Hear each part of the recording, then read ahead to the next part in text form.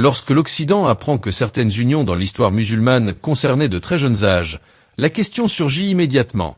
L'islam approuve-t-il le mariage des mineurs? La réponse est simple. L'islam ne fixe pas un âge numérique, mais 3 conditions, la puberté, la maturité et le consentement. Ainsi, le mariage n'est pas évalué par l'âge, mais par la maturité mentale, physique et sociale. Au cours de l'histoire, les sociétés déterminaient l'âge du mariage en fonction de l'environnement, du climat et du développement naturel.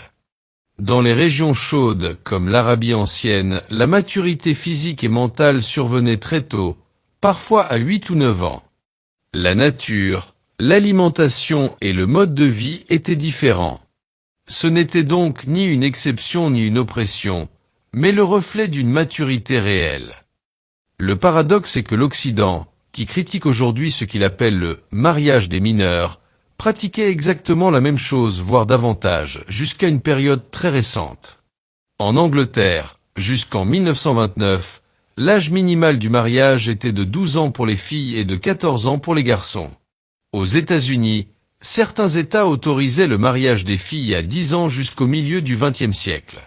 Même certains présidents américains se sont mariés avec des jeunes femmes selon les normes actuelles. Pourquoi ces unions ne sont-elles pas qualifiées de « mariage de mineurs » ?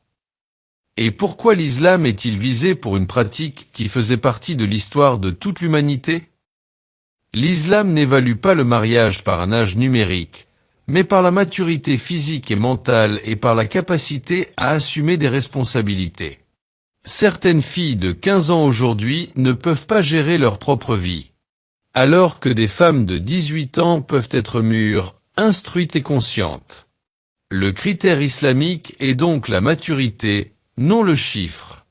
Et autrefois, la maturité était atteinte beaucoup plus tôt.